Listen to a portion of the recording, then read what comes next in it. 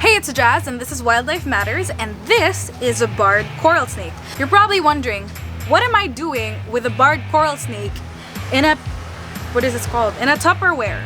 Well, this is actually a rescue. So this was rescued in Zambales when it was found inside a person's home. And that person was actually in contact with someone from the Wildlife Matters team and agreed to allow us to release this coral snake back into the wild, which is exactly what we should be doing. So if ever you run into a snake, instead of killing it, please reach out to authorities, or if you know someone who knows how to catch a snake, ask that person to come and catch the snake for you and relocate it, have someone relocate it, which is just exactly what this person did. So shout out to the guy who let us relocate the snake. His name is Kenjiro. Great job, Kenjiro. Thank you so much for giving us this coral snake. So we're actually gonna go on a camping trip tomorrow, and in that camping trip is exactly where we are gonna release this coral snake, where it will be free to live its life and just be in a natural environment. But before that, let's talk about this amazing creature. So, like I said, this is the barred coral snake. So this type of coral snake is endemic to the Philippines, so you can find it only here in our country. Amazing, right? I love endemics. This certain species is always confused with a sea crate. First of all, it has the word coral in its name. So when people hear coral snake, they often think that coral snakes belong to the ocean, but actually they don't. They don't belong to the ocean. They're actually subterrestrial, which means they live underground. This snake is a snake eater. It feeds on other snakes, particularly the Brahmini blind snake or worm snakes. So those snakes live underground. And that is what this snake feeds on. And therefore, this snake also lives underground. But they don't just hunt underground, they also hunt above ground. Case in point, these snakes are not ocean-dwelling snakes. They belong on the ground and under it. That's where you'll find them. So this snake is an elapid, which means they have small front fixed fangs, and it is also venomous. There have been no reported deaths by barred coral snakes so far, but they do have neurotoxic venom. So if ever I get bitten by this animal, I could exhibit neurotoxic symptoms like maybe nausea or vomiting. So I've picked it up for you to show you guys just exactly how docile this is. Like I said, it's not trying to attack me. In fact, it's trying to run away. And these creatures are known for having really good temperament. Like, they're not really aggressive species, even though they are venomous. That's the thing. Just because it's venomous doesn't mean that it's aggressive. And that's another misconception people have about venomous snakes. They think that just because the snake is venomous, it's out to kill you, which is not true. In fact, there are no snakes out to kill you at all. The reason why it's venomous is really because it needs that venom to kill other snakes that it feeds on. But look at that coloration under its belly. Okay, check that out. It's orange. Barred coral snakes look like this. They have long bodies. They are black with white bands, and underneath they're orange with black bands. So cool. So there's a saying in America that red touch yellow, kill a fellow, red touch black, friend of Jack, which is basically saying red touch yellow, if you see a snake wherein the bands are yellow and the red color is touching that yellow band, it means that that snake is venomous, because red touch yellow, kill a fellow, which pertains to the eastern coral snake.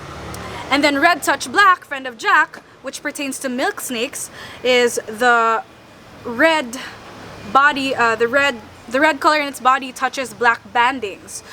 But those things don't really apply to our species. That saying only really applies to the eastern coral snake and the milk snake. People get confused all the time, but first of all, this is not red, it's orange. But if you think it's red touch black, friend of Jack, that's also not true, because this again is a venomous snake. And although I said that it's pretty docile, it doesn't mean that it's not gonna bite when provoked. The only reason why it's not biting me now is because it doesn't see me as a threat right now, and it's pretty chill. Even though I am handling this doesn't mean that I am encouraging you to handle the coral snake as well. I'm also surrounded with lots of people while I'm filming this right now, so if ever an emergency happens, if I get bitten by the snake, I have people around me who will know what to do, know the proper first aid, right? Okay, so we are gonna release this snake tomorrow, and I'm so excited because I get emotional every time we do releases because I really like seeing snakes get back to their natural environment. And you know, I think in this day and age, it's a big deal. It's not often that you see someone who decides to save the snake instead of killing it, and I really believe we need more people like this. More people like Kenjiro and the guy who decided to rescue the snake instead of killing it. I salute you guys. So guys, if you ever see one in the wild, please don't kill it. This is not out to get you. Again, its venom is really just so that it can kill its prey, which are typically underground snakes. Small snakes, in fact. So this one cannot kill you, like I said. So if ever you see one, just leave it alone. It's not gonna go after you, and it's not out to harm you. Or, you know, if it's really in close contact with you, if it's inside your home, call someone. Call someone who will know how to catch the snake and relocate it.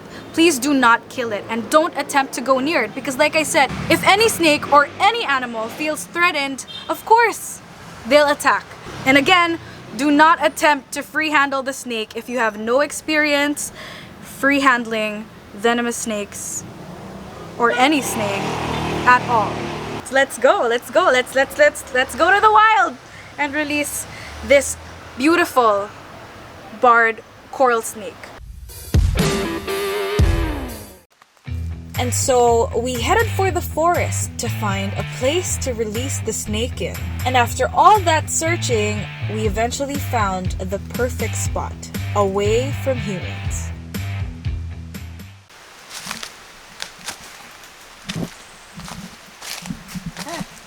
Bakit? The butterfly. So we are here right now and okay.